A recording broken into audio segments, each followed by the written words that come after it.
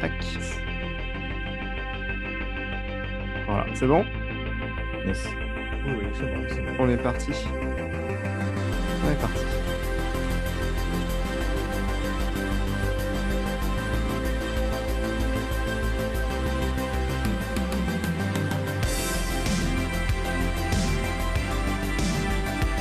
Bonjour à toutes et à tous, bienvenue sur Le Coin des Imaginaires, votre podcast littérature et culture geek. Moi, c'est Flo, et oui, je suis de retour pour cet épisode. Aujourd'hui, je suis avec Rami. Bonjour. Et avec Doka. Bonjour. Voilà, alors j'espère que vous avez passé de bonnes fêtes de Pâques. Ouais, manger du chocolat, quoi. Évidemment. Pas trop, j'espère, hein, parce que... Pas trop de Non, Kinder, non. oui, mais... Pas trop de Kinder, ouais. Ce qui est bien, c'est que maintenant, on sait qu'il n'y a pas besoin de les chercher, il suffit de les acheter. Alors, C'est pas faux. Alors aujourd'hui, beaucoup d'actu au programme, hein, beaucoup de belles petites choses, ou moins belles d'ailleurs, on verra ça. Et ensuite, C'est comme vrai. d'hab, les chroniques, hein, on va parler de plein de bonnes choses. Ça va être très très bien, vous allez voir. Alors avant de commencer, j'ai juste peut-être faire un petit point sur la chaîne. Alors pour ceux qui suivent bien le truc, vous avez vu qu'il y a des shorts qui ont apparu. Alors les shorts, en fait, pour l'instant, c'est des reprises des chroniques qu'on avait fait dans d'anciens épisodes du podcast. L'objectif, c'est de permettre à ceux qui n'auraient pas forcément le temps de se farcir les longs épisodes de pouvoir écouter quand même les chroniques dans un format court. Et c'est aussi, nous, ça nous permet d'alimenter la chaîne un peu régulièrement comme ça. Donc, c'est pas mal. Donc, pour l'instant, comme dit, c'est des reprises de choses qu'on a déjà faites. Il est possible, c'est même déjà prévu, mais on n'a pas encore eu le temps de les faire, que ces shorts soient des shorts exclusifs, en fait, donc des vidéos qu'on aura fait en format court exprès pour l'occasion. Voilà. Ceci dit, on va partir sur les actus. Et donc, c'est moi qui veux commencer avec l'annonce récente d'une nouvelle trilogie pour Joe Abercrombie. Alors, si vous suivez la chaîne, vous savez que j'en ai parlé il n'y a pas très longtemps. Joe Abercrombie, c'est l'auteur de la trilogie de la Première Loi, que j'avais beaucoup, beaucoup aimé. Là, j'ai continué cette année, c'est mon objectif, hein, de lire ses écrits. Joe Abercrombie qui a signé un contrat avec l'éditeur américain Gallants donc pour cette nouvelle trilogie, dont le premier tome est intitulé The Devils, donc les démons. Voilà, ça promet de bonnes choses. Donc, ça devrait sortir d'ici... les éditeurs ont dit 2025. Abercrombie a dit que ça arriverait certainement bien avant ça. Voilà. Donc moi, j'ai très très hâte. Et voilà, maintenant, on attend pour savoir de quoi ça va parler et tout. Voilà. Ok. Donc maintenant, on va passer à des actus plutôt jeux vidéo. Et donc, alors, là, comme d'habitude, hein, le contrat, il faut qu'on en parle. Comme d'hab, on va parler de Brandon Sanderson, qui aurait été contacté par From Software, un studio de jeux vidéo que vous connaissez peut-être et dont on va peut-être reparler aujourd'hui. C'est possible. C'est possible. Et donc, il a été contacté pour éventuellement écrire un scénario de jeu comme George Martin l'a fait avant lui. Alors, pour l'instant, il n'y a rien de concret, hein, c'était juste une prise de contact. Brandon, par contre, il dit qu'il est super intéressé par ça. Brandon, il aime beaucoup le jeu vidéo. Et il a dit qu'il avait déjà un pitch de prévu. Donc voilà, ça risque d'aller très très vite. Ah non, mais cet homme, c'est en bonne voie. il a déjà tout écrit. Tu vois, il a écrit l'univers en fait. C'est bon, tout est prêt. oui. C'est incroyable. Autre news, CD Projekt Red, donc les papas de The Witcher et de Cyberpunk, ont annoncé que la série de jeux Witcher allait reprendre. Donc ils ont fait l'annonce d'une nouvelle série de jeux. Alors, moi, je pense que ce ne sera pas The Witcher 4, parce qu'a priori, l'histoire de Geralt, elle est quand même terminée. Pareil, reprendre l'histoire à partir de l'histoire de Ciri, c'est compliqué, parce qu'avec les différentes fins, Ciri, elle n'est pas forcément au même endroit, etc. Donc, ce sera un peu compliqué. Donc, pour moi, ce ne sera pas la suite, mais quelque chose de différent dans le même univers. Alors, c'est des projets qu'ils ont signé un contrat du coup avec Epic Games. Et donc, le développement des nouveaux jeux se fera sous l'Unreal Engine. Ce qui est une bonne chose, parce que la technique, on l'a vu, hein, c'est toujours très compliqué pour CD Projekt. The Witcher 3 et Cyberpunk, à la sortie, c'était des catastrophes techniques. Hein, vraiment, c'était pas bon du tout. Alors, ils réussissent à se rattraper plutôt bien. Et sur PC, les jeux tournent vraiment bien. Donc, ça allait. Mais là, le fait de passer sous Unreal Engine, bah, ça leur permet d'avoir un bon support de devs qui connaissent déjà bien le truc, quoi. Donc, ils pourront toujours contacter les développeurs du moteur pour avoir de l'aide. C'est un moteur qui a fait ses preuves sur plein de jeux, donc vraiment, c'est robuste, quoi. Et ce sera aussi plus facile pour eux de recruter des développeurs qui connaissent ce moteur plutôt que de devoir développer des gens, plutôt que de devoir recruter des gens sur un moteur qui était leur moteur maison, hein, le moteur Red, le Red Engine, Ouais. qui ne marchait pas forcément, enfin que les gens ne connaissaient pas en fait, donc c'était un peu compliqué, quoi. Donc voilà, c'est plutôt des bonnes nouvelles pour moi. Maintenant, bah, on va attendre et voir ce que ça va raconter. Ils ont encore beaucoup de boulot, hein, parce que il faut encore finir de réparer un peu Cyberpunk.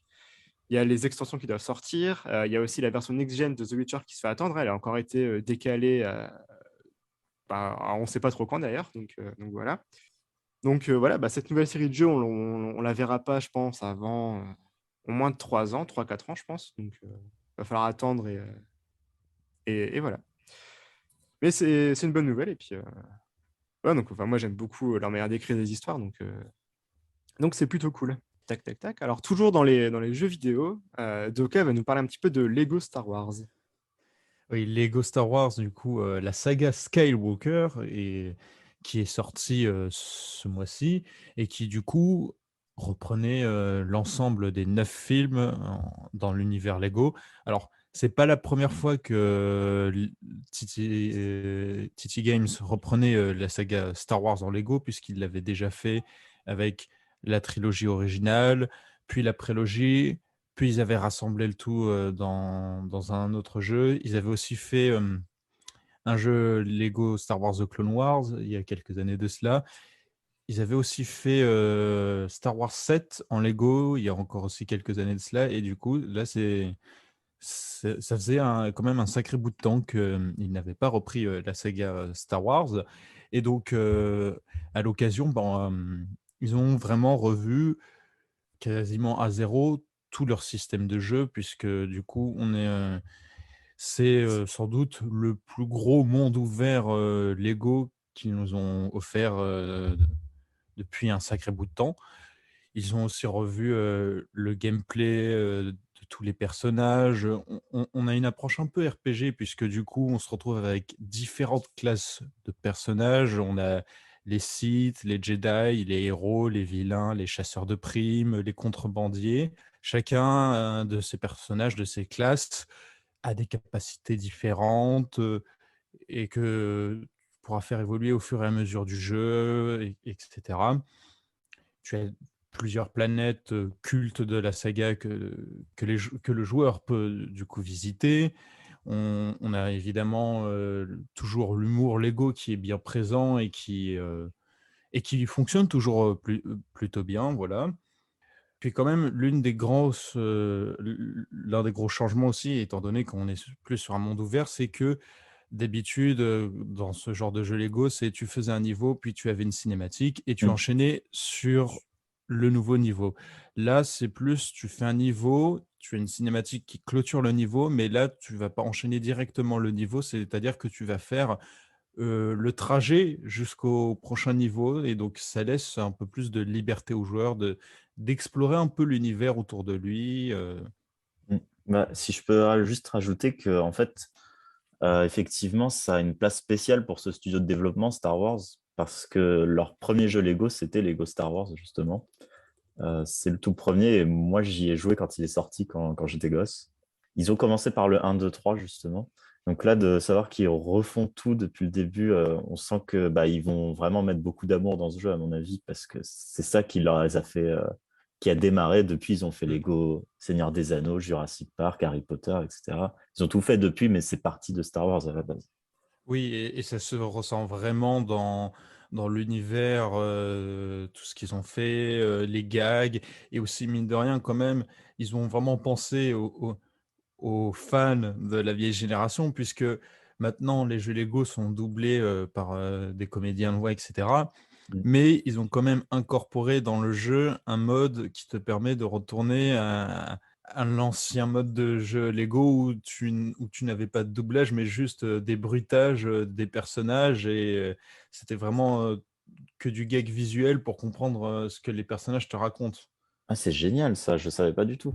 Ouais, voilà, c'est un. Moi, c'est ce que je préfère, justement. Ouais, c'est super. Bah voilà, bah, ils ont remis ça dans le jeu. C'est un extra qui est disponible. Parce que je t'avoue que j'avais joué au Lego Marvel et de voir une figurine parler avec la voix de Robert Downey Jr., je trouvais ça assez perturbant. Ouais. Faire le visuel, personnellement. Oui, mais après, personnellement, tu t'y habitues. Et puis, Ouais, ce bien qui est sûr. sympa aussi, c'est que pour Lego Star Wars Skywalker Saga, c'est qu'ils ont repris quand même certains doubleurs qui étaient présents, notamment sur The Clone Wars et sur Rebels. Donc, voilà. Donc, tu n'es pas trop dépaysagé lorsque tu vois les personnages qui se mettent à parler. Ok. Ok, Bah, en tout bah cas, moi, je pense merci. que je vais le prendre, hein, ça c'est sûr. Oui, oui, le jeu est quand même vachement sympa. Voilà, c'est pas parfait non plus, mais Non, mais c'est un bon divertissement. et en multijoueur en plus.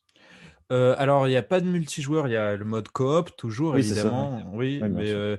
le mode multijoueur, c'est-à-dire avec un autre joueur qui est à l'autre bout du monde, non, ça n'existe pas. Oui, je pensais au coop. Oui. Ok. Eh bien, on va enchaîner avec Rami qui va nous parler de Monkey Island. Ouais. Alors, Monkey Island, c'est un peu un incontournable du style de jeu point and click, où donc vous devez juste résoudre des énigmes en cliquant sur l'écran, tout simplement. Il y a déjà 5 jeux. Et en fait, c'est une histoire assez triste. C'est que Disney, qui a racheté énormément de licences, a racheté sans s'en rendre compte la licence Monkey Island, qui était une sous-licence de LucasArts.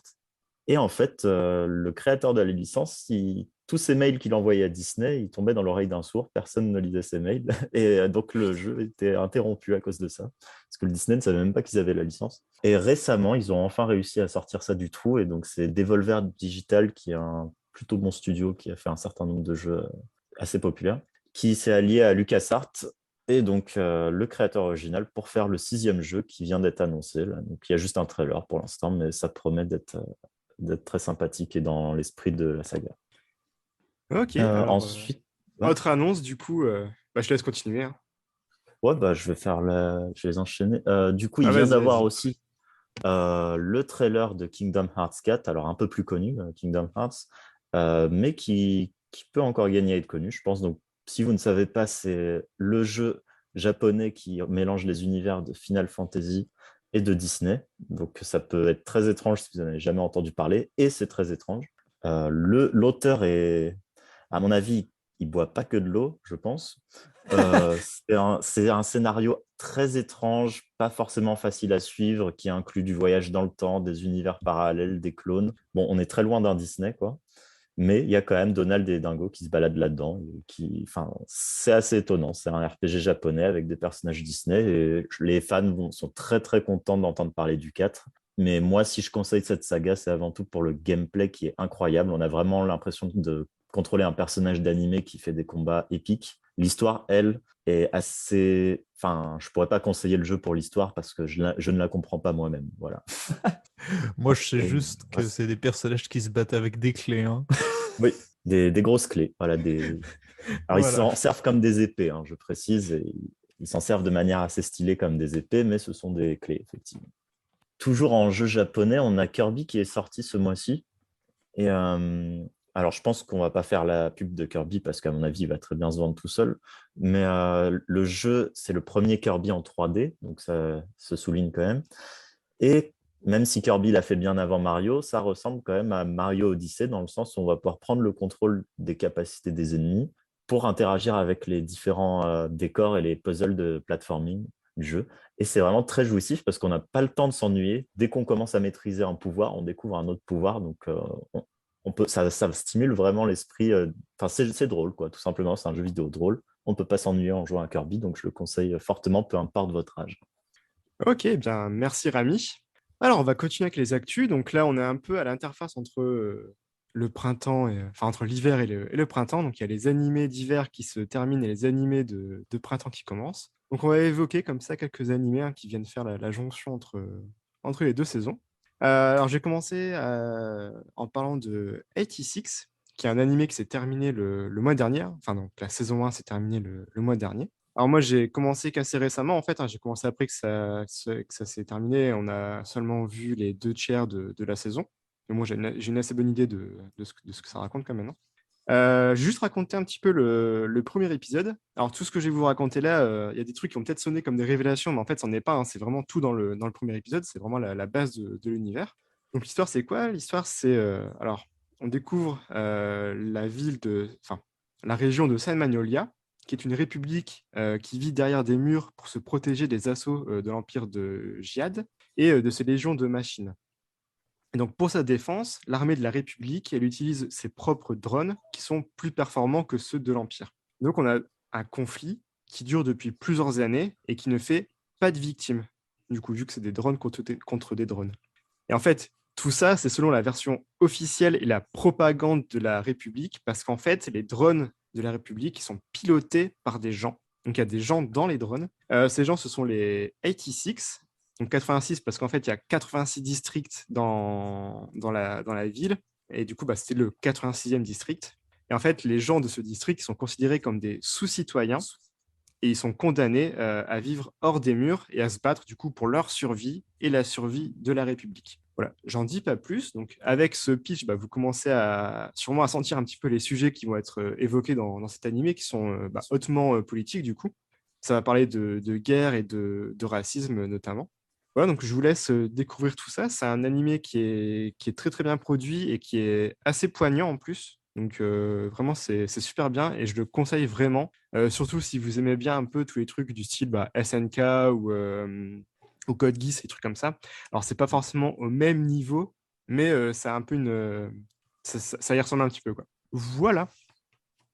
Ouais, le pitch sonne un peu SNK. Un peu, Ouais, carrément, il y a de ça, ouais. Après, l'approche n'est pas tout à fait la même, ce que ça raconte non plus. Il y a des points, évidemment, hein, mais voilà. Du coup, évidemment. ça parlera, je pense, à ceux qui aiment bien SNK. Et moi, je ne l'ai pas encore vu, mais je sais qu'il y a des mechas dans cet animé. Et en fait, de mon expérience personnelle, j'ai l'impression que les animés où il y a des mechas, c'est ceux où les scénaristes essayent le plus possible de créer des univers cohérents dans tout ce qui concerne la politique et les enjeux entre les nations de leur univers. Je ne sais pas si c'est une coïncidence ou pas, mais j'ai remarqué ça. Ouais, ouais. Peut-être. Là, c'est aussi le cas ici, hein. L'univers est super cohérent. Enfin, vraiment, toute la dimension géopolitique, elle est développée au fur et à mesure et tout. Donc, après, c'est peut-être dû au fait que quand ça parle de méca, en général, ça va parler de guerre, du coup, parce que les mechas, Mm. ça sert à faire la guerre. Et donc, il faut ancrer un petit peu l'univers pour que ça fonctionne, quoi. Mhm. Voilà. Donc, je l'ai évoqué juste avant. Et la saison 4, partie 2, s'est terminée là tout récemment. Et on sait qu'il y aura une partie 3 qui sera diffusée l'année prochaine. Donc, je parle bien sûr de Shingeki no Kyojin, hein, voilà, donc le fameux animé. Donc ici, tout le monde l'a regardé avec attention. Messieurs, Oui. qu'est-ce que vous en avez pensé? Après toi, Doka. Moi, j'avais déjà lu le manga, donc je savais déjà ce qui arrivait. Ah Mais oui, quand bien même, mais quand bien même, c'était beau, il faut le dire. C'est sûr que sur le papier, tu te prends une claque, mais en animé, c'est encore plus violent, hein. C'est, c'était incroyable, hein. Il faut le dire, hein. Évidemment, il y a toute cette partie dans l'axe où il y a les flashbacks sur l'origine des Titans, tout ça, et les révélations qu'il y a sur Eren qui au final tire un peu les ficelles. Évidemment, j'attendais ça, mais c'est vrai que c'est... Ouais, voilà, c'est... ouais, c'est Il la n'y a grosse pas le claque. mot, c'était la grosse claque, voilà. J'en perds mes mots. Rami? Moi, j'ai beaucoup aimé. Après, je serais beaucoup plus critique sur certains points, mais je dirais qu'on est quand même sur un animé dont tout le monde va se souvenir pendant très longtemps, hein. Mais il y a des choses que j'ai pas du tout aimées, notamment les implications paradoxales que ça peut avoir qu'un personnage connaisse son présent et qui communique avec son... Enfin, non, qui connaisse son futur et qui communique là-dessus avec son passé. J'aime pas trop les paradoxes dans les histoires, quelles qu'elles soient, donc c'est quelque chose qui m'a posé un peu des problèmes. Mais au-delà de ça, on a des développements de personnages qui sont très très bons, je trouve. Notamment Connie, que j'ai beaucoup aimé son personnage dans cette saison. Et malgré le fait que l'animation a pu être meilleure par le passé, c'est quand même très poignant et on a des scènes où on est vraiment accroché au siège, quoi, en attendant de savoir ce que les personnages vont décider. Mm. Moi, je pense que MAPPA, ils ont réussi à mettre le paquet sur les scènes là où il fallait, pour que ça ait l'impact là où il fallait. Et on Mm. sent qu'il y a d'autres endroits où c'était un petit peu pas rushé, mais voilà, où on sent que on sent que le budget n'a pas été réparti de manière équitable sur tous les épisodes. Ce qui était la bonne décision, je pense. Donc vraiment, c'est pour le mieux, quoi. Après, quand même, tu sens, enfin, c'est un ressenti pour ma part, mais tu sens quand même qu'ils ont eu un peu plus de temps et un peu plus de moyens que sur la première partie, où Ah oui, ça c'est sur la clair. première Ouais. partie, il y avait eu quand même beaucoup de critiques sur notamment l'animation des titans ou de l'équipement tridimensionnel, alors que là, vraiment, c'est beaucoup plus fluide et tu sens vraiment qu'ils s'y sont vraiment mis à fond Mais ils ont eu le temps, pour... c'est tout. Enfin, Ouais, voilà, Pas, ils ont eu le pas temps. assez pourtant. Ils auraient pu en avoir plus encore. ouais, c'est sûr. Mm. Ça, on pourra pas refaire. Donc moi, vite fait mon avis dessus. Hein, donc, comme on l'a dit, c'est une claque. Pour moi, c'est brillant vraiment à tous les niveaux. Alors même sur les éléments qui ont généré Ami, hein, toute cette histoire de paradoxe, moi personnellement, ça me fascine plutôt. Et ça soulève plein de questions sur le rôle du protagoniste, en fait, sur le rôle des reines, sur est-ce qu'il est vraiment libre, parce qu'en fait, il se crée un paradoxe sur lui-même, donc il est piégé par son propre futur. Enfin, voilà, Mm. ça soulève de bonnes questions. Ces trucs sur lesquels on reviendra plutôt quand l'animé sera terminé. Je pense qu'on fera un Ouais. épisode assez complet et thématique sur SNK.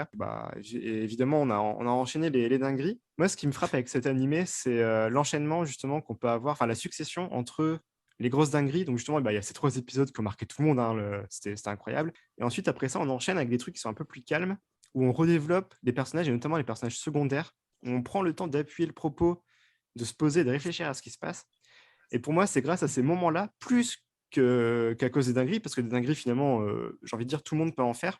Mais c'est vraiment cette succession entre les dingueries et les moments où on se pose pour réfléchir. Cette succession, c'est ce qui fait la marque un peu de SNK et c'est ce qui lui permet vraiment de s'élever au-dessus des autres animés pour moi.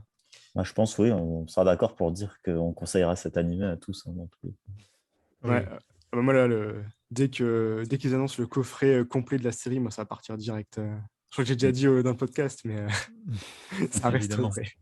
Voilà, et on va continuer encore avec les animés, avec un animé qui, je crois, a commencé. Hein, c'est un animé de la saison de Alors, printemps. non, c'est la saison 2, en fait, justement. D'accord. Oui, enfin, du coup, la saison Alors, 2, la saison 2 fait ouais, partie des animés de printemps. Ouais. c'est ça. Ok. Donc, alors, il y a pas mal d'animés qui sont sortis, mais je parlais de celui-là en particulier parce qu'il a une saison 2. Donc, c'est un isekai. Donc, pour rappel, c'est les animés où le héros est transporté dans un monde fantasy dès le premier épisode. En général, il vient de notre monde à nous. Alors, moi, je suis pas fan de ce procédé scénaristique, mais en général, ça donne étonnamment des bons animés de temps en temps. Alors, des isekai, il y en a plein. Il y en a où il est réincarné dans un monde en tant que roi démon, réincarné dans un monde en tant que slime, réincarné dans un monde avec sa maman qui l'accompagne. Enfin bon, il y a tout ce que vous voulez. Là, dans ce cas-là, il est réincarné dans un monde en tant que un des 4 héros. Donc, vous avez un héros qui a un arc, un qui a une épée, un qui a une lance. Et lui, comme le titre de l'animé l'indique, il a un bouclier. Et en fait, dans cet univers, T'as pas dit le le nom héros... de l'animé, je Ah crois. oui, pardon, je ne l'ai pas dit. The Rising of the Shield Hero. Donc, dans cet univers où il y a 4 héros légendaires, le héros au bouclier, c'est un peu la grosse blague des légendes, en fait. C'est-à-dire que personne ne voue un culte au héros au bouclier parce que il a un bouclier, c'est pas fun, quoi. Il y a les 3 héros qui viennent aussi de notre monde, qui ont une lance, une épée et un arc. Ils sont vraiment adulés dès qu'ils arrivent dans ce monde. Ils vont avoir la vie facile, plein d'argent. Et lui, personne ne le suit. Il est même piégé régulièrement par des gens qui lui font croire des choses. Et il doit combattre le roi démon sans aucune aide parce que les boucliers, c'est pas bankable et que personne ne veut l'aider. Et ça a très bien marché la saison 1. Il y a un côté un peu dark qu'on n'a pas forcément dans d'autres isekai. Et le personnage est pas. Il évolue quand même. Il a quand même une évolution dans son caractère, puisqu'au début, il est vraiment très très hype lui-même d'arriver dans ce monde de fantasy. Et au fur et à mesure, il comprend que il peut compter que sur lui-même, quoi. Donc je le conseille. Après, si vous détestez vraiment les isekai parce que vous trouvez qu'il y en a beaucoup trop, je vous le conseille pas. Mais si vous voulez lui laisser une chance, c'est sympathique. Ouais. Ok. Eh ben, on va continuer avec cette fois-ci des séries.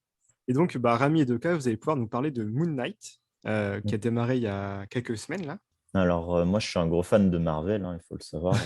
Moi aussi. Mais donc, pour l'instant, je consomme tout ce qu'ils produisent parce qu'il n'y a pas trop de choses, mais j'imagine qu'il y a un moment où ils vont produire tellement de trucs que je serai bien obligé d'arrêter de tout voir.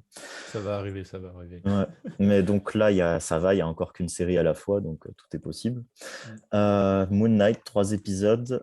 Alors, moi, j'aime beaucoup l'univers parce que ça traite de la mythologie égyptienne qui n'est pas la plus bankable en ce moment. Alors, si vous avez la chance de visiter le Louvre, vous connaissez peut-être un peu la mythologie égyptienne, mais si on allume la télé, tout ce qu'on va voir, c'est de la mythologie nordique en ce moment, que ce soit dans les séries, dans les jeux vidéo ou autres. Et bah, là, ça permet de s'intéresser un peu à une autre mythologie. Mais le problème, c'est que pour moi, cette série n'est pas faite pour durer 50 minutes par épisode. J'ai l'impression que ça brode énormément entre chaque scène pour que l'épisode fasse pile 50 minutes. En fait, on pourrait avoir la même chose beaucoup plus intéressante en 20 minutes par épisode, selon moi. Ouais, je suis tout à fait d'accord. Et même moi, au bout du deuxième épisode, je me suis dit, mais comment ils vont faire pour faire tenir toute l'intrigue de la série en 6 épisodes? Et c'est aussi une critique que j'avais déjà vue sur les réseaux sociaux. C'est vraiment, tu as l'impression qu'en fait, ils essayent de faire tenir un film en 6 épisodes. Alors que c'est vrai que l'intrigue est assez simple. Donc c'est vrai que tu peux te demander comment ils vont faire, quoi. Mhm. Sinon, dans l'ensemble, ça va, je suis à peu près convaincu. Bon, Oscar Isaac, c'est un acteur qui a plus grand-chose à prouver, je pense. Ouais. Il se débrouille plutôt bien dans son rôle. Pareil pour, même s'il est moins présent pour, mince, j'ai oublié son nom. Ethan Hawke, voilà, je cherchais son nom, qui joue un méchant un peu différent de ce qu'on a vu dans le MCU Ouais. ces quelques dernières années. Même si pour l'instant, c'est un peu un méchant qui est pas trop présent, donc on n'en a pas grand-chose à en tirer de lui. Ses convictions, elles sont pas très convaincantes pour l'instant, donc Il a fait un éco-quartier, quoi. voilà, il a fait un éco-quartier, c'est ça. Il a fait un éco-quartier et il veut ressusciter un dieu. Je sais pas trop pourquoi. Donc, ouais, Et Moon Knight, ça pourrait être mieux, je pense, si c'était concaténé, un peu comme Mandalorian, qui se permet de faire des épisodes de Mm, 40 et parfois de 20 minutes. Je pense que Moon Knight gagnerait à être comme ça aussi. mm. Je la conseillerais pas vivement comme j'aurais pu conseiller Loki, à cause de ses longueurs, justement. J'ai l'impression que le format à 50 minutes n'est pas maîtrisé, quoi. Parfois, je me demande ce que je regarde et parfois, je trouve ça incroyable. Et malheureusement, c'est loin d'être parfait dans ces cas-là pour moi. Ouais, en plus, on en avait quand même déjà à la moitié de la série. Et c'est vrai que bon, quand tu regardes la série, enfin, quand tu regardes la fin du dernier épisode, tu te dis qu'en vrai, ils font un épisode d'1 heure et ils peuvent conclure la série. Ouais, non, tout à fait. C'est quand même assez surprenant de voir comment ils vont faire pour étirer tout ça sur encore trois épisodes. Et donc, c'est vrai que il y a la crainte de que du coup, ils nous fassent des longueurs à rallonge parce que ils Mm. sont coincés dans ce format de mini-série où il faut faire 6 épisodes. L'un des trucs qui a un peu fait parler lui, c'est que c'est la première série du MCU qui est rated R, enfin qui est interdit, qui est conseillé aux plus de 16 ans. Et bon, pour l'instant, ça reste dans les standards du MCU. C'est pas très violent. Oui, complètement. Voilà, ça casse des bouches, mais on n'est pas à un niveau de violence qu'on aurait pu atteindre dans une série comme Daredevil où tu as le caïd qui décapite quelqu'un à un coup de portière. Non, oui, je suis étonné que j'apprends par toi justement que c'est rated R. Je ne savais pas du tout parce que pour moi, il n'y a rien pour l'instant de spécial. Ouais, il y a pas grand-chose de spécial. Oui, c'est vrai que on peut se demander si ça va venir ou pas, puisque on nous a quand même vanté que la série sortait un peu des carcans du MCU, mais on n'y est pas encore. Ok, alors moi avec vos retours et ce que j'avais déjà pu lire avant, je pense que je regarderai pas Moon Knight. qui Voilà. doute pas grand-chose, à mon avis.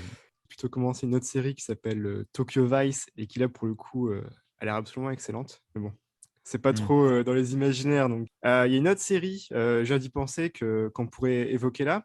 Bien sûr. Ça sera sans spoiler parce que Rémi et moi, on s'est arrêté il y a quelques saisons. Il faudrait qu'on reprenne pour avancer. C'est une série avec nos mafieux et nos hommes toxiques préférés.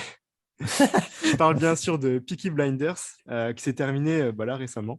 Donc Doka, tu Ouais, peux ça nous en parler un petit c'est. peu Oui, Peaky Blinders, du coup, qui s'est conclu avec sa 6e et dernière saison. Alors, je vais éviter de spoiler, évidemment, pour ceux qui ne sont pas à jour. Mais donc, j'étais complètement convaincu par la fin de la série. Franchement, j'avais un peu peur de. J'étais en confiance, mais j'avais quand même un peu peur de comment la série allait se conclure. Et au final, les auteurs ont trouvé une conclusion qui, pour moi, est parfaite et qui reflète bien l'ensemble de la série. Et puis, quand même, mine de rien, ils ont suggéré quelque chose quand même d'assez triste, c'est que Hélène McCrory, l'une des interprètes de Peaky Blinders, est décédée au cours du tournage de cette 6e saison. Et donc, elle jouait un personnage qui était quand même assez présent, assez important dans l'ensemble de la série.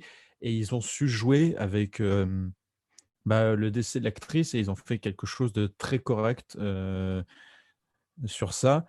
Au début, quand même, mine de rien, sur cette saison 6, quand j'ai vu le premier épisode, j'étais un peu perdu puisque on semblait un peu s'éloigner de ce qui avait été fait dans la saison 5. Mais à la fin du 6e, enfin à la fin du premier épisode et dans la suite, en fait, ils sont revenus sur ce qu'ils avaient prévu initialement. Au final, c'est un épisode nécessaire, je pense, qui marquait la transition entre la saison 5 et cette 6e saison. Non, franchement, j'ai été vachement convaincu. C'était une fin très touchante, une très bonne conclusion à cette série. Après, on parle de conclusion, mais Ah, ils ont prévu de faire un film. Ils ont prévu de faire un film. On ne sait pas trop encore de quoi va parler le film, si sera un préquel ou une suite. Donc, on verra bien. En tout cas, le dernier épisode de la série était un épisode d'1h20 et même le réalisateur disait que c'était un peu un crash test pour voir comment pourrait fonctionner Peaky Blinders sur une plus longue durée que 50-40 minutes. Franchement, l'épisode est réussi. J'ai vu ce que je voulais voir, donc je suis assez confiant sur le film. Reste à voir ce qu'ils vont aborder, si ça va être un préquel ou une suite. C'est peut-être le seul truc qui peut me rebuter sur comment ils vont aborder ça. Ok, eh bien, merci Doka. On va passer aux news cinéma. Et oui, c'est toujours pas fini. Donc là, je pense qu'il va y avoir un bon tunnel avec que du Rami. Donc, du coup, je vais te laisser parler des films que tu as vus récemment. Essayer de pas m'éterniser trop. Alors, je suis allé voir Jujutsu Kaisen 0, pardon. Donc, je répète, Jujutsu Kaisen 0. Alors, qu'est-ce que c'est? C'est un préquel à la série Jujutsu Kaisen, qui est le shonen un peu en vogue en ce moment. Un shonen assez classique, puisqu'on suit des exorcistes qui combattent des démons. Bon, voilà. Qui vont plutôt les combattre en faisant des arts martiaux, ce qui donne des combats assez cool et assez classe dans l'animé. L'animation des combats est vraiment très bonne et les personnages sont très drôles. Moi, j'aime beaucoup cet animé, malgré le fait qu'il soit très très classique. Quand je dis qu'il est classique, on a vraiment, dès le départ, le héros, c'est justement quelqu'un qui n'a pas de pouvoir puis qui va en avoir un. Ensuite, vous avez un arc tournoi. Enfin bon, ce genre de choses vraiment très classiques, mais c'est bien fait. Alors, ce préquel, il était très attendu pour les fans, notamment, il paraît qu'il y a eu des manifestations assez sauvages des fans dans les cinémas le jour de la sortie. Le Mais Grand Rex. ouais, notamment. Donc moi, j'ai pu le voir quand ça s'est un peu calmé. C'est un bon film shonen. Donc vous avez un méchant, vous avez des combats. Les musiques sont très très hypantes au milieu des combats. Maintenant, pour avoir vu Demon Slayer plus tôt l'année dernière, je trouve que on n'a pas le budget d'un cinéma, quoi. Pour moi, c'est un très très bon OAV plutôt qu'un film. J'ai vu pas mal de films One Piece au cinéma aussi pour moi, il y a un plus gros budget dans les films One Piece. Le film Jujutsu Kaisen est très bon, mais il aurait pu sortir directement. Pour moi, le cinéma n'était peut-être pas l'endroit idéal. Ça ne justifie pas forcément une sortie internationale au cinéma, mais c'était quand même très, très divertissant. Ensuite, je suis allé voir juste avant d'enregistrer là, Les Animaux Fantastiques. Donc, c'est à chaud, donc je ne vais pas en faire une grosse review, hein. J'ai revu le 2 la veille avant de voir le 3. Et donc, j'ai pu comparer les deux. Le 2, pour moi, est très décousu. L'intrigue n'a pas grand sens et les personnages sont vraiment à des endroits qui n'ont aucun sens tout au long du film. Pour moi, le 3 est beaucoup plus simple à suivre. Donc, je me suis beaucoup plus amusé sur le 3. Et pour moi, les scènes de magie sont. Enfin, ça m'a vraiment transporté. Voilà, c'est ce que j'attends de la magie d'Harry Potter. J'ai beaucoup aimé les scènes de magie. Maintenant, je suis allé le voir avec une fan inconditionnelle de la série qui m'a expliqué qu'il y avait beaucoup de choses qui n'avaient aucun sens en termes temporels. Euh, mais moi qui ne m'y connais pas trop, ça ne m'a pas choqué. Et l'autre point fort que j'ai beaucoup apprécié, c'est la présence de Mads Mikkelsen, qui est un acteur que j'adore, notamment pour son travail sur la série Hannibal, que je recommande à tous les gens qui aiment les séries sur des psychopathes gentlemen. Voilà. Ensuite, c'est quelque chose de beaucoup plus coloré. Alerte rouge, qui est sorti directement sur Disney+. Alors, quand j'ai vu la bande-annonce d'Alerte Rouge, ça m'a pas du tout tenté. Et en parlant à pas mal de gens, j'ai l'impression que je suis pas le seul. La bande-annonce est très générique. On a l'impression que c'est juste tout mignon pour les petits. Et c'est tout mignon, mais en fait, le film est très, très divertissant. Déjà, ça se passe... on suit des collégiens, mais très spécifiquement des collégiens de 2002. Donc, en fait, c'est moi, en quelque sorte, parce que moi, j'étais au collège à cette époque-là. Et en fait, on a plein de références à cette époque assez étonnantes qu'on n'attend pas forcément. On voit des Tamagotchi, des boys bands. Alors, il y a un personnage qui ne lit pas Twilight, qui lit Nightfall, mais bon, on sait que c'est une référence à Twilight direct. Enfin bon. Et c'est vraiment un univers qui marche super bien. Alors, c'est pas le collège, c'est pas en France que ça se passe, c'est à Toronto, mais on se reconnaît quand même beaucoup dans l'époque. Et donc, ça raconte l'histoire d'une fille issue d'une lignée un peu spéciale, puisque à un certain âge, les filles de cette lignée vont se transformer en pandarous. Et ça donne plein de situations assez étonnantes, notamment, au début, forcément, elle va essayer de cacher ce qui se passe, mais ça donne plein de situations très, très drôles. Et le film culmine dans un truc vraiment, moi, que je trouvais hilarant et épique à la fois. Donc, je conseille ce Pixar. Comme d'habitude, hein, ils savent ce qu'ils font, quoi. Voilà. Peut-être Doka, si tu veux parler de Batman. Alors, alors, avant d'enchaîner, on va faire un truc. Oui. Alors, effectivement, on va reparler de Batman, hein, parce que évidemment, tout le monde a envie de donner son avis sur ce film. Oui. Moi, ce que je vais faire, c'est que je vais partir. Je vais laisser Rami et Doka en parler tranquillement en spoiler et tout. Donc, voilà, donc vous êtes prévenus, il y aura des spoilers sur le film. Ça fait plus d'un mois qu'il est sorti maintenant, je crois. Donc voilà. Donc je vais vous laisser. Je vous laisse me pinguer sur Discord dès que c'est bon pour continuer le podcast. Voilà, donc je vous laisse les manettes. Soyez sages et à tout à l'heure. Ça marche. Du coup, si tu veux commencer. Hein. Alors, The Batman. The Batman, c'était un film que j'attendais énormément, comme beaucoup de fans du personnage. Et puis, l'un des trucs aussi, quand même, qui m'avait un peu vendu le film, mine de rien, c'était aussi deux choses. C'était déjà le réalisateur, Matt Reeves, qui avait fait déjà, je trouve, un excellent travail sur La planète des singes 2 et 3, les deux derniers qui sont sortis. Et puis aussi quand même une partie du casting, puisqu'on avait Paul Dano dans le rôle du Riddler, l'antagoniste principal. Et Paul Dano, c'est un acteur qui, je trouve, n'a pas assez de reconnaissance de la part d'Hollywood, et qui là, justement, ça lui a permis un peu d'être connu d'un plus large public, alors que c'est vraiment un excellent acteur. On a aussi Andy Serkis dans le rôle d'Alfred.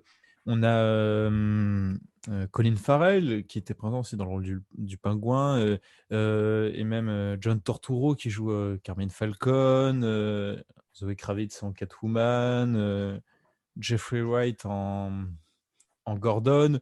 Et puis évidemment, le rôle principal, Robert Pattinson en Bruce Wayne, en Batman. Et j'avais très hâte pour ce film et j'ai été totalement conquis par le film. C'est vraiment tout ce que je m'attendais à voir sur le personnage de Batman. Je n'ai pas été déçu une seule seconde du film. Vraiment, j'ai été totalement conquis.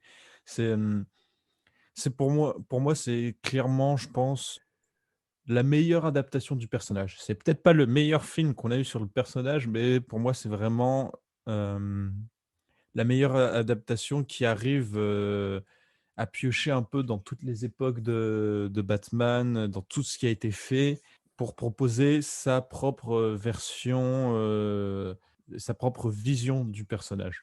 Ouais, bah moi je dois dire que j'ai beaucoup aimé ce film aussi. J'y suis allé en pensant que ça allait pas me plaire pour une raison très biaisée, je dois le dire, c'est que je ne suis pas fan de Robert Pattinson.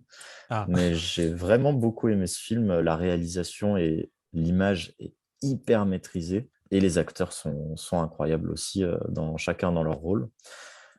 Euh, et voilà, maintenant, j'ai quand même quelque chose à redire, notamment la relation que Batman a avec les personnages féminins, je la trouve assez étrange. ouais. Euh, Pas forcément trop le genre de relation que j'aimerais qu'un film de super-héros mette en avant. Maintenant, le personnage est torturé, donc on peut imaginer que ça semble logique, mais c'était limite toxique, je trouve, par moment. Je peux comprendre ça. Ouais, ça n'empêche pas que ce soit un super film hein, à côté de ça. J'ai notamment beaucoup aimé en fait tous les parallèles entre le héros et le méchant. Il y en a vraiment plein dans le film. Il y a même certaines scènes où j'étais pas sûr si on était en train d'écouter, comme je connais pas très bien la voix de Robert Pattinson, j'étais pas sûr si on écoutait le monologue interne du Riddler ou de Batman. C'était Parce que, bien le monologue interne de Pattinson, hein. oui, c'est ça. Mais en fait, c'était complètement transposable. En fait, Et Ouais. c'est vraiment bien, bien écrit, quoi. J'ai beaucoup aimé le jeu sur l'ombre, en fait, au début du film, où les, les malfrats, en fait, ont peur quand ils regardent l'ombre que Batman se trouve dedans. Et en tant que spectateur, on ne sait même pas si Batman est dedans ou pas. Superbe intro Ouais, pour une très très bonne le intro, j'ai personnage. trouvé Ouais. aussi. Mm. Maintenant, bon, moi, j'ai toujours le Dark Knight en numéro 1 dans Évidemment. mon cœur. Mais j'y suis allé sans espérer grand-chose et pour moi, c'est un des meilleurs, clairement. Oui, clairement. J'aimerais revenir quand même sur un petit point quand même qui mérite quand même d'être abordé et c'est quand même une décision assez surprenante de la part du réalisateur puisque lui-même dit qu'il n'a pas prévu, lorsqu'il a fait ces scènes, de faire une suite. Mm. Ou, même si évidemment je pense qu'une suite doit être dans les cartons vu le succès du film. C'est quand même le fait qu'on ait incorporé le Joker Ouais. dans ce film, puisque il apparaît qu'une scène, mais en fait, il a une scène coupée qui a été dévoilée il y a 1 ou 2 semaines de cela, où le personnage est confronté à Batman, mais la scène n'a pas été gardée, et ils ont préféré juste mettre une scène qui sonne vraiment un peu comme un teaser d'une suite potentielle où le Joker dit clairement au Riddler à Arkham, oui, tu viens de te Mm. faire un ami. Ouais. Bah, disons que le studio se permet toujours de pouvoir ouvrir des portes, quoi, après, plutôt que de Ouais. les fermer, je pense. Maintenant, je pense pas que ça confirme forcément les choses. Une autre petite chose qui m'a un peu fait rire dans le film, c'est qu'il y a énormément d'informations qui sont données par des télévisions. Et j'ai trouvé ça très étrange, en fait. Je trouve que d'un point de vue écriture, c'est un peu feignant. Quand le spectateur n'a pas une info, bah, comme par hasard, il y a un personnage qui regarde la télé qui va nous donner l'info qu'il faut pour comprendre l'intrigue. Mais bon, c'est vraiment une petite critique, quoi. C'est pas, Oui. ça n'empêche pas que c'est un super film. Une autre critique que je pourrais faire quand même aussi au film, et je trouve vraiment que c'est dommage puisque c'est clairement un peu un élément un peu important de l'essence du personnage, c'est sa relation avec Alfred, qui est quand même c'est clairement, on n'a pas trop la présence d'Alfred dans ce film, alors que même dans les vieux films, Alfred était plutôt présent. Dans la trilogie de Nolan, il est dans les 3 films. Et là, Alfred partage vraiment que 3-4 scènes max avec Bruce Wayne. Et du coup, il y a certes cette scène de l'hôpital qui est très touchante entre les deux personnages, mais quand même, je pense que leur relation aurait mérité d'être un peu plus approfondie pour qu'on pour qu'on ait un peu cette vraiment relation père-fils presque C'est ça. entre les deux personnages, quoi. Et dans n'importe quelle autre adaptation, Batman aurait sûrement fait un câlin à Alfred. Et là, on a juste une poignée de main, en fait, entre les deux personnages dans la scène de l'hôpital. Après, je peux comprendre qu'on n'ait pas de câlin entre les deux personnages, puisque quand même le personnage vient d'avoir cette révélation Oui, sur sa famille, sur son père, et donc il se sent un peu trahi. Donc, évidemment, je peux comprendre, oui. C'est vrai que on aurait pu s'attendre à un câlin, mais on a juste une poignée de main. Après, on peut c'est espérer que... cohérent, ouais. Parce qu'on a un Batman qui est beaucoup plus introverti que Playboy dans ce film. Donc, Oui, c'est voilà, c'est logique ça. On aussi. est sur un Batman qui débute, puisque c'est sa deuxième année en tant que justicier masqué. Mm, Et mm. donc, on n'en est pas encore au Chevalier Noir qu'on a l'habitude de voir dans les autres œuvres sur le personnage. Mais ça va venir, évidemment, s'il y a des suites. Mais bon, je Mm. pense que vu le succès assez positif du film, on peut s'attendre à une suite. Déjà qu'on a 2 séries quand même sur le même univers de prévu. On a une série sur le Pingouin avec Colin Farrell qui va du coup reprendre le rôle. Ah, c'est On a, super, ça. on a une série sur Arkham aussi qui est prévue. On ne sait pas trop encore de quoi ça va parler, mais c'est prévu. À la base, c'était une série policière, mais c'est devenu une série sur Arkham. Ok. Ça, autre chose, bon, on critique beaucoup parce que c'est facile à faire, mais je pense qu'on aura compris qu'on aura aimé le film, hein, tous les deux. Et Une autre critique, c'est que le Riddler agit de manière très personnelle avec ses victimes. Il va se déplacer lui-même, les kidnapper lui-même, les agresser lui-même, sauf pour Bruce Wayne. Pour Bruce Wayne, il va lui envoyer un colis piégé, alors que toute l'intrigue du film explique que c'est Bruce Wayne qui déteste le plus. Et en fait, j'ai trouvé. Enfin, c'est pas moi qui ai remarqué ça, on me l'a fait remarquer que en fait, c'est assez étonnant qu'il se déplace pas pour Bruce Wayne alors qu'il passe son temps à dire que c'est sa némésis en quelque sorte. j'ai vu le film 2 fois et j'avais jamais fait attention à ce détail, tu vois. Ouais, bah, j'avais pas Euh, fait gaffe non plus. voilà. Bah, en même temps, oui, c'est vrai que c'est assez bizarre, mais en même temps aussi, il y a un peu ce doute sur le fait de est-ce que, au final, le personnage, on te laisse quand même, on te fait douter quand même si, sur le fait que le Riddler soit peut-être au courant que Bruce Wayne est Batman. On n'a pas la confirmation. Il y a, c'est laissé un peu libre à interprétation quand même. Ok. Moi, c'est pas ce que j'ai interprété, mais je peux comprendre. Ok. Bah, c'est comme ça que enfin, je l'ai interprété vraiment comme ça, suite à la scène où les deux vont échanger ensemble. Et puis, juste avant ça, il y a cette scène où Pattinson est en train de fouiller l'appartement du Riddler et sur le mur, il y a des affiches de Bruce Wayne et il y a écrit en gros je sais qui tu es réellement, quelque chose comme ça. Ah, d'accord. C'est vrai que j'avais Et pas donc, pensé à ça. et donc, il y a un peu. Et puis après, il y a cette confrontation où il parle énormément de Bruce Wayne. Et donc, tu as un peu ce doute. Tu n'es pas certain de est-ce que le Riddler sait ou est-ce qu'il ne le sait pas. En fait, au début, tu te dis qu'il le sait, mais vers la fin, tu as quand même le doute de peut-être qu'il n'est pas au courant. Et c'est vraiment, je pense, laisser libre interprétation. D'accord. Bah, je pense qu'on peut peut-être pinguer Florian, Ouais. sauf si tu veux rajouter autre chose. Non, non, j'ai rien d'autre à rajouter. Ok. Donc, le boss va revenir d'un instant à l'autre, je pense. Oui. Re. Ouais. Ouais. Ok, j'espère que vous avez bien papoté. Ouais, on a dit à tout le monde d'aller voir le film. C'est bon. Ah, Voilà. Même s'il doit plus être là. Il doit plus être en salle maintenant. je crois qu'il est encore. Ah, Il est encore en salle. Hein, Ouais, il est encore en salle. bah, super. Moi, je pourrais pas y aller, mais voilà, j'ai déjà précommandé le Blu-ray pour pouvoir regarder ça à la maison. Sage décision. Voilà, alors du coup, j'en profite pour faire un petit message à Zarlock parce que c'est lui qui va monter l'épisode. J'espère qu'il a vu le film parce que sinon il va être embêté aussi. Ah oui, c'est vrai qu'en Vaut plus, mieux on le n'est pas allé de prévenir, main morte avec les spoils. Donc... Ouais. Ok, bon, on verra, ça se trouve, il fera. Oh, il se débrouillera, voilà. Ok, alors eh ben, on va passer à la partie chronique avec des reviews un peu plus détaillées d'œuvres.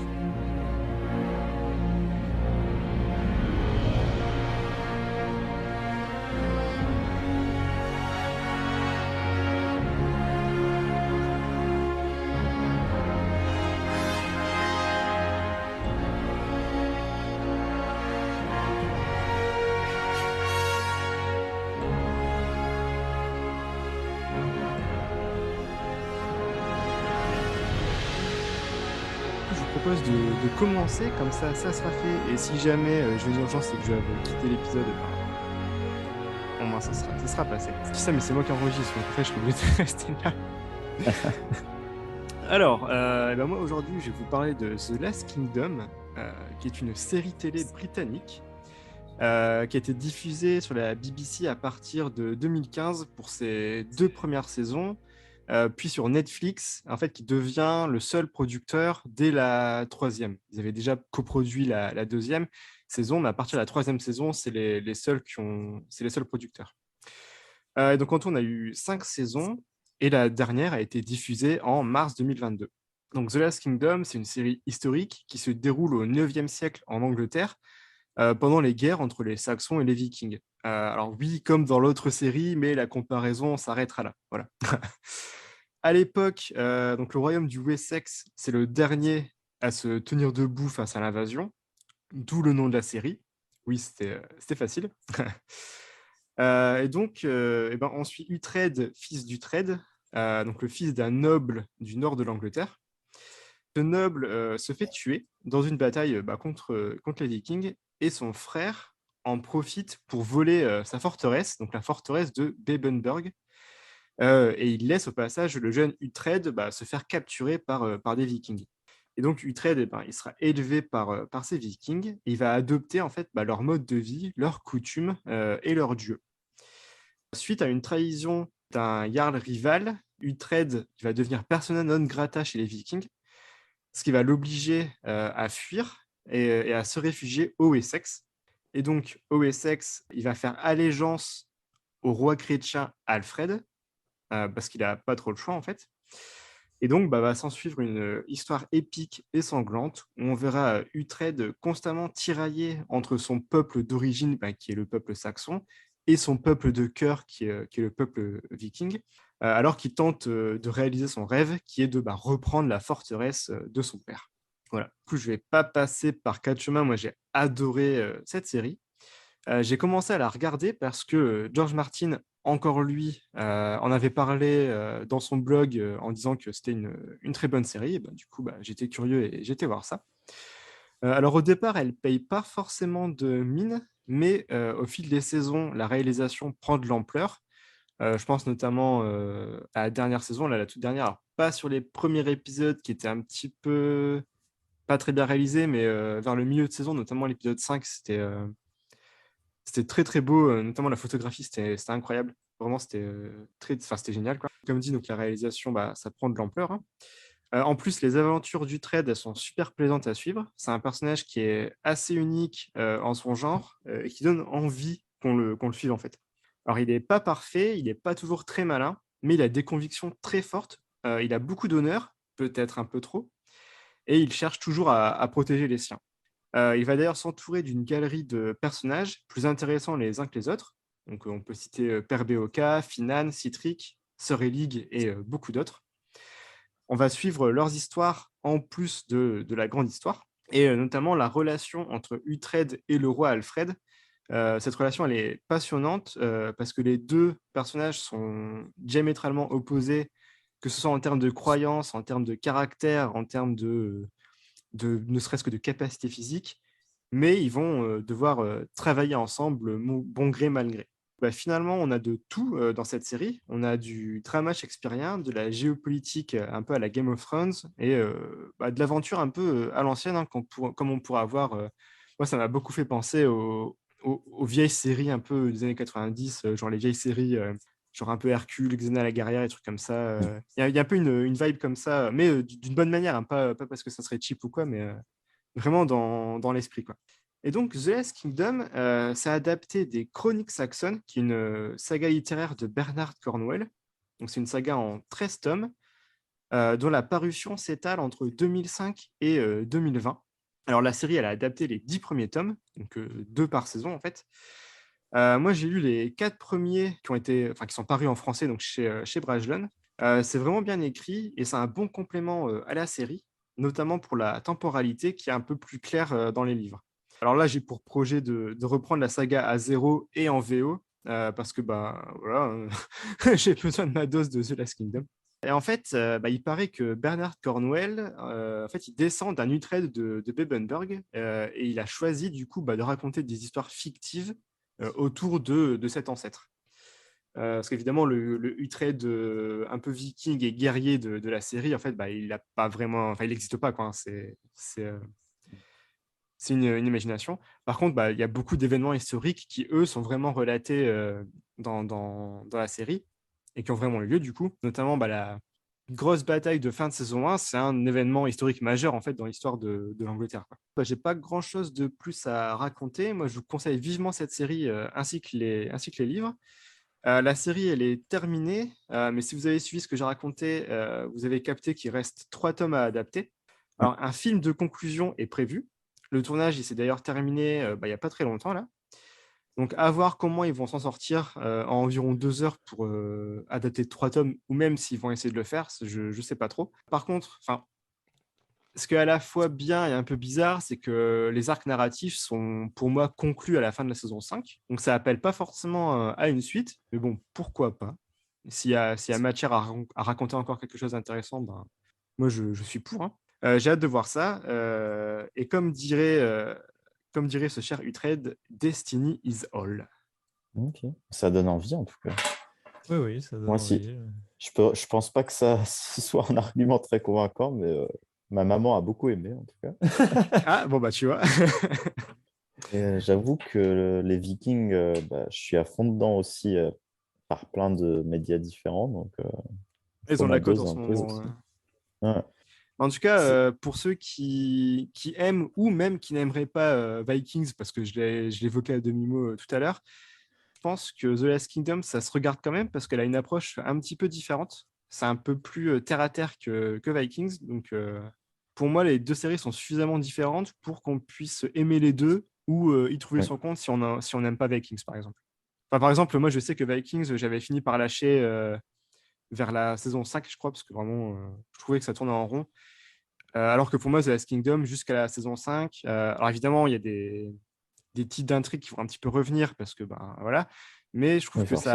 ça arrive à aller au bout sans perdre trop le spectateur. Ça a sa propre identité. Ouais, clairement. Ouais. Ok.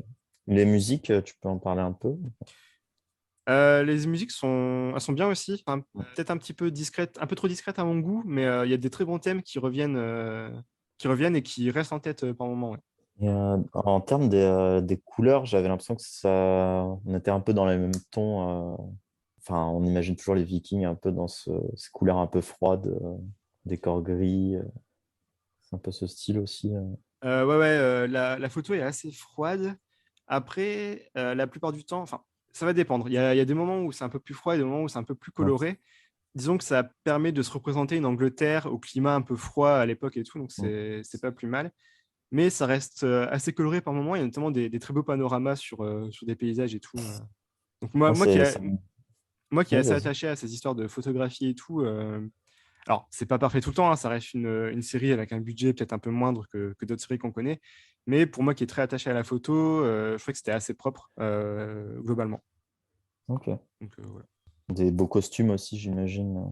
Ouais, les costumes sont bien, notamment tout ce qui est armure des personnages et tout, que ce soit la troupe La troupe du trade, là, ils ont des armures un peu plus, pas forcément historiquement très justes, mais qui sont assez stylées, donc ça, c'est cool. Là, je pense notamment, bah, même au niveau des accessoires, hein, l'épée du trade, on la reconnaît, elle est bien, Ah. quoi. Bah, moi, je pense que je vais rajouter sur ma liste, hein. Ah, bah, c'est cool. On C'est pourra en bien vendu, discuter. c'est bien vendu. Yes. Et ben, s'il n'y a pas d'autres remarques, on va enchaîner avec la chronique de Doka qui va nous parler des terres d'Aran.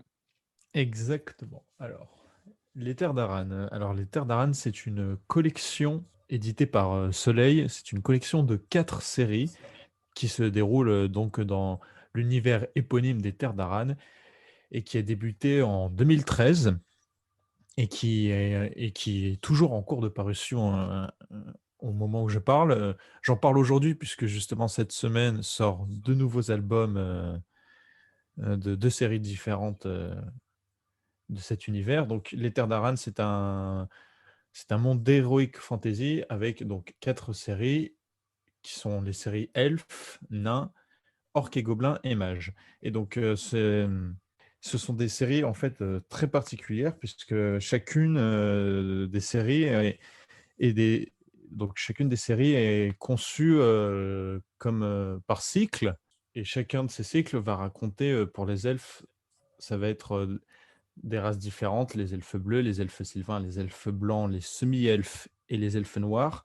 Pour les nains, on va plus être sur les ordres qui rédigent un peu la société naine. On a l'ordre de la forge, l'ordre du talion, l'ordre du temple, l'ordre des errants et, et l'ordre du bouclier. Pour les mages, on va plus être sur le type de magie qui existe, la magie élémentaire, la magie runique, la magie alchimique et la nécromancie. Et donc, la particularité de ces séries, en fait, c'est que chaque album va avoir son auteur et son dessinateur, un dessinateur différent. Et donc, ça donne un style très, très différent et reconnaissable pour chacun des albums, puisque on va retrouver sur les elfes bleus toujours les mêmes artistes, et pareil pour les elfes blancs, que ce soit pour les nains, etc. Aussi, la particularité de ces séries, c'est que ces séries sont conçues pour être des one-shots. Chaque album est un one-shot qui va raconter une histoire de A à Z. Bon, ça n'a pas trop marché avec les elfes, puisque finalement, dès le cycle 2, les tomes ont commencé à se suivre, et c'est encore le cas aujourd'hui. Ça a mieux marché avec les nains, même s'il arrive qu'on ait certains personnages récurrents à travers les albums. Ça marche plutôt bien avec Mage, et c'est vraiment avec Orc et Gobelin où on a cette sensation de one-shot, puisque Orc et Gobelin est vraiment différente de toutes les séries, puisque chaque tome, ça va être vraiment un scénariste et un dessinateur différent, sans grande continuité. Ça peut raconter tout et n'importe quoi. Le gros point fort quand même aussi du coup de ces tomes qui sont écrits par différents auteurs et qui sont voulus comme des one-shots, c'est qu'on va pouvoir raconter un peu différents styles de récits dans chacun de ces albums. On peut avoir de l'heroic fantasy pur, on peut se retrouver avec de l'horreur, on peut se retrouver avec quelque chose de plus politique ou quelque chose de policier aussi. Et donc, Les Terres d'Aran, c'est quand même une série assez gigantesque, puisque on parle là de pas moins de 74 albums, en sachant qu'il y en a 2 autres de prévus là dans la semaine. Donc, on va arriver à 76 albums. Et la série continue, les séries continuent. Et en plus, on a déjà eu le droit quand même à un crossover entre différentes séries il y a quelques années de cela. Et qui a abouti en fait à la mise en chantier d'un second crossover entre toutes ces séries, et que Jean-Luc Istin, qui est le directeur de collection de cette série et l'un des scénaristes sur la série Elf, vend comme un crossover encore plus gros. Et ceux qui suivent depuis le début la série, on peut voir en effet les ramifications qui sont en train de se créer, et en effet, on arrive vers quelque chose d'assez énorme. Et la série ne semble pas prête de s'arrêter, puisque on nous a annoncé quand même qu'une 5e série était en préparation. Et ça va être une série quand même qui va s'éloigner un peu de ce qu'on a vu et déjà revu dans les Terres d'Aran, puisque cette série sera tout simplement sur le continent voisin des Terres d'Aran, les Terres d'Ogon. Là où les Terres d'Aran sont un univers à consonance européenne, avec un côté un peu arabique, les Terres d'Ogon, elles, sont vendues comme un continent de type africain, avec des cultures, des races et des types de magie différents. La série est prévue, en tout cas le premier album de la série est prévu pour le mois de septembre. On n'en sait pas plus, donc on verra bien où ça va nous mener. Et en plus de cela, c'est pas tout, puisque on sait, puisque ça a été annoncé, qu'il y a en fait un troisième continent, en plus des terres d'Aran et des terres d'Ogon, c'est les terres d'Inuma, qui, elles, c'est un continent de type asiatique. On n'a pas encore eu d'annonce précise sur ce qui va être fait sur ce continent, si on va avoir droit à une sixième série ou si certains personnages vont se retrouver à voguer vers ces terres d'Inuma.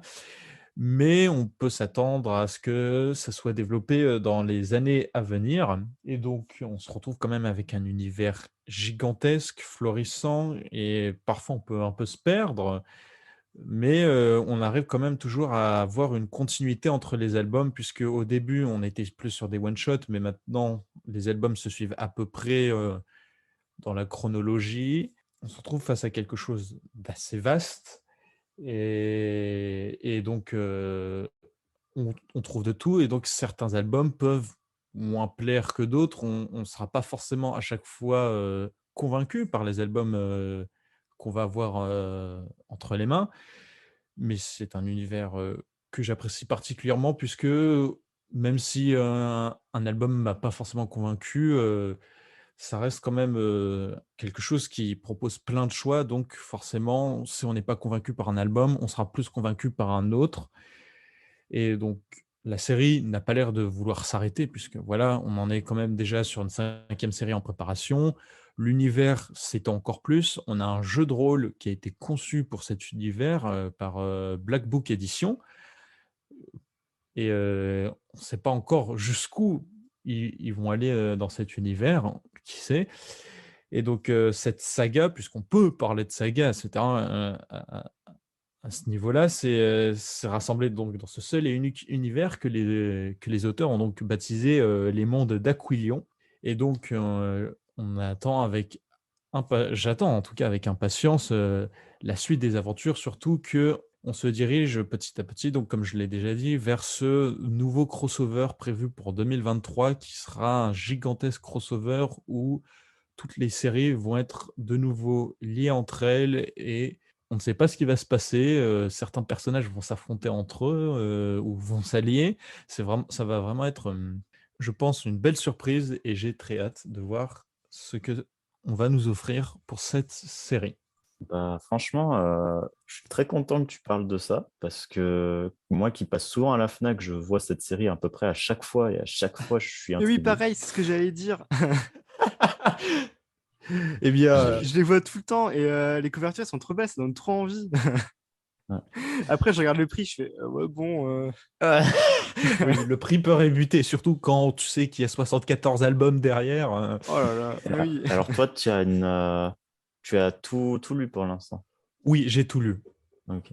Alors donc tout se passe dans le même univers, mais d'une série à une autre, faut pas s'attendre à voir tes personnages préférés faire le bond d'une série à une autre. Oui et non. Oui et non, c'est tout ce que je dirais. Puisque Oui, ça va être plus un événement que. il peut arriver, alors il peut arriver, c'est déjà arrivé, que en effet, tu as certains personnages qui sont dans une série, qui vont se retrouver dans une autre, etc., qui vont faire un peu la passerelle entre les deux séries, puisque vraiment, étant donné que c'est sur le même univers, donc c'est pas étonnant que il y a certains personnages qui sont évoqués, tu as certains événements, certains lieux que tu connais à travers d'autres séries qui sont présents, etc. Mais si vous voulez vous lancer dans l'aventure, Jean-Luc Istin, le directeur de la collection lui-même, le dit, vaut mieux tenter un nain, un mage ou un orc et gobelin qui sont plus vus comme des one-shots que Elf, où Elf, il y a vraiment une continuité maintenant entre les albums. C'est-à-dire que si tu n'as pas lu l'album précédent, bah, tu vas te faire spoiler ce qui s'est passé. Et franchement, en termes de one-shot, oui, c'est Orc et Gobelin qui est vraiment dans le pur one-shot. C'est c'est un auteur et un scénariste différent à chaque album. Il n'y a aucune continuité. Donc voilà. D'accord. Donc la série sur les elfes a une espérance de vie plus longue que les gobelins. Ce qui est Oui, logique au final. bah, sur Elf, là, on en est à 30 albums de sortie. Le 31 sort cette semaine. Ah oui. Nain, on en est à 22 albums.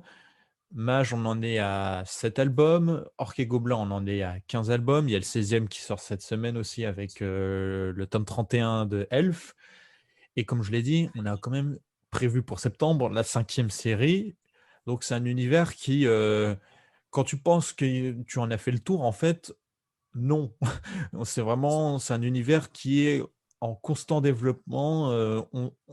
Puisque tu penses tout savoir sur cet univers, et en fait, on t'apprend d'autres choses sur l'univers, sur les différentes races. Donc, c'est vraiment un univers qui est en constant développement, et c'est ça qui fait plaisir, puisque du coup, tu n'es pas, tu es toujours surpris, puisque du coup, tu Oui. pensais savoir quelque chose, et en fait, on t'apprend que en fait, il y a ça qui existe aussi. Donc, Mais tout en étant cohérent. oui, tout en étant cohérent, ils ont même ils ont un auteur, David Courtois, qui lui-même est chargé de faire la cohérence entre toutes les séries, et qui lui-même a déjà écrit un album pour Mage, et qui a prévu aussi d'écrire un album pour Orc et Gobelin sur un personnage qu'on a déjà vu dans Elf, justement. Ok. Et le titre qui indique la race des protagonistes n'exclut pas la présence d'autres races dans l'album non plus. Absolument, ah oui, la série s'appelle Elf, mais tu vas avoir de tout. Tu vas avoir de l'orque, D'accord. des gobelins, des dragons, des humains, évidemment, puisque je ne l'ai pas mentionné, mais il y a quand même des humains, puisque la série Mage, c'est un peu l'équivalent de la série Les Humains. Ah, Mais étant donné que voilà, ils sont présents dans toutes les séries, et que faire une série humain, ça serait un peu barbant, puisqu'il n'y aurait pas grand-chose d'intéressant à raconter, puisque est-ce qu'on est chiant, hein? voilà, mais voilà, donc ils ont trouvé un substitut avec la série Mage où voilà, c'est des humains qui font de la magie. Et sans forcément spoiler, je pense que ça, c'est pas très important. La démographie, est-ce qu'on est comme dans les autres univers de fantasy où il y a beaucoup d'humains par rapport aux autres espèces, ou pas? Alors oui, oui, il y a énormément d'humains, puisque on est dans la mythologie de l'univers. On a eu d'abord les elfes, ensuite les nains, puis on a eu les orques, les gobelins et les humains. Donc certes, les elfes et les nains ont pendant longtemps supplanté les autres races, mais au fur et à mesure, les humains sont en train de supplanter le reste, puisqu'ils sont vraiment partout. En plus, on a une carte qui est, ça c'est très cool, puisqu'en fait, je ne l'ai pas mentionné, mais quand même, à chaque début d'album, tu as une carte présente, donc qui t'indique toujours à peu près où va se situer l'intrigue. Donc tu sais toujours à peu près dans quelle partie du globe tu vas Mm. être. Les lieux sont notés, etc. C'est génial. Et en effet, ce qu'on voit très rapidement au travers des séries, c'est que vraiment les humains sont partout, là où les elfes et les nains vont être plus concentrés dans certaines régions du monde. Les humains, eux, ils sont partout. Et tu as parlé de différents styles, comme de temps en temps des albums qui sont un peu plus horreur ou quoi. Oui. Est-ce que c'est drôle en fait? Est-ce que tu as certains dialogues qui sont drôles Ah oui, tu as de l'humour. Je pense notamment au tome, si je dis pas de bêtises, c'était le tome 19 de Nain le tome 19 de Nain a vraiment, quand tu le lis, ça a vraiment été pensé comme Ah un bah ça tome c'est les nains ça, hein. humoristique. Oui, oui, mais il y a beaucoup de sérieux, mais tu as quand même aussi un peu, évidemment, tu as de l'humour aussi, oui, et notamment le tome 19 de Nain, c'est vraiment, tu as l'impression de voir une partie de JDR entre potes Ah où, super ça. où les gars vont enchaîner les conneries et vont se retrouver dans une situation pire que la précédente. Ouais, on connaît bien. Ouais, ça donne envie aussi. Alors forcément, je pense que ça va rebuter beaucoup le nombre d'albums, mais le fait qu'on puisse suivre indépendamment, ça fait moins peur tout de suite, en fait. Oui, bah oui. Ouais, si un jour je gagne au loto. Moi, je me tenterais peut-être les séries les plus courtes pour commencer, voir ce que ça donne. Bon, ce qu'on va faire, c'est qu'on va ouvrir un Patreon et c'est les abonnés qui nous payent. Voilà. Non, je rigole, c'est pas vrai. On n'est pas encore là. Avec l'argent Euh, des abonnés, on va acheter tous les tomes des Terres d'Aran pour tout le monde. ouais, et on ferait des reviews tome par tome. Comme ça, on fera de la YouTube Est-ce que monnaie au passage. Non, juste, ça non plus, on n'y est pas encore. je crois que tu l'as déjà dit, mais si tu pouvais rappeler par quelle série tu conseilles de commencer. Alors, c'est les mots eux-mêmes de Jean-Luc Istin. C'est Ouais. nain, mage ou orc et gobelin. Personnellement, moi, vraiment, je conseille orc et gobelin. C'est vraiment, en termes de one-shot, c'est du pur one-shot. Hein. Ok. Tu lis le tome, tu as un début, tu as un milieu et tu as une fin. C'est tout. Après, il se peut que le personnage se retrouve dans d'autres albums. Oh, Mais oh. voilà, mais en termes de one-shot, tu as Orc et Gobelin, tu as évidemment. Et puis, tu as aussi Mage et Nain. Ok. Très bien, eh bien. Merci Doka pour cette belle chronique et cette belle présentation de cet univers qui vraiment, enfin, ça donne vraiment envie. Hein. C'est juste que voilà, faut le budget, quoi. C'est assez ouf. Peut-être qu'il existe en dématérialisé sur certaines plateformes légales. Oui, oui, ça existe en dématérialisé sur des plateformes de lecture légale. Je pense notamment, je crois, Isdeo. Ok. Ah oui, Isneo, ouais. Oui, sur Isneo, si je dis pas de bêtises, la série, l'ensemble de l'univers est disponible dessus. Donc voilà, si pour vous le dématérialiser c'est plus simple, bah, il y a Isneo. Il y a l'air d'avoir pas mal de trucs dessus. C'est vrai que ça peut être un bon compromis parce que les tomes sur Isneo ils sont moins chers qu'à la Oui, Fnac, par exemple. Ah ouais, ok. oui, c'est un peu moins cher. Je ne sais pas la différence exactement entre les deux, mais il me semble qu'en effet, un album en dématérialisé va être moins cher qu'un album en physique. Alors je suis dessus là, on va regarder en direct. Là, j'ai le tome 1 de Elf, du coup, il est à 9 euros. Ah oui, donc oui, Oui, c'est un c'est peu moins moins cher. cher. Ouais. Et alors, en dessous, il y a le petit encart acheter toute la série. Allez, Et donc, il y en a pour 300 euros. Ah! faut pas glisser, quoi. Ouais. Ajouter au panier. Ah. C'est, ouais. Là, il y a One Piece. Un tome de One Piece, c'est à 5 euros, c'est le prix en démat. Ah ouais, alors, ok. Bah, du coup, les 100 tomes de One Piece, ça coûte 500 euros, soit le prix d'une PS5. Voilà. Ah! Non, j'ai pas envie de m'acheter une PS5, je vais m'acheter l'intégralité One Piece. Écoute, Voilà. pourquoi pas. Hein. Et apparemment, il y a plein de trucs sur Isneo. Alors, alors là, ça s'est transformé en placement de produit pour Isneo. On devrait leur Isneo, demander de. sponsorisez-nous, hein. Ah ouais. Parce qu'il y a tout là, il y a du manga, il y a du comics et des BD de chez nous. Hein. Là, il y a les Chroniques de la Lune Noire et trucs comme ça. Donc, il y a Demon Slayer, Faut citer Boruto. un autre site pour pas pour être impartial. Ah. Alors, il y a en vendeur d'e-book, il y a Imaginaire, qui s'écrit Emaginire. Donc, eux, ils vendent plutôt des livres, mais ils vendent quelques BD aussi. J'ai regardé s'ils ne vendraient pas. Non, ils ne vendent pas les Chroniques d'Aren. Enfin, les terres d'Aren.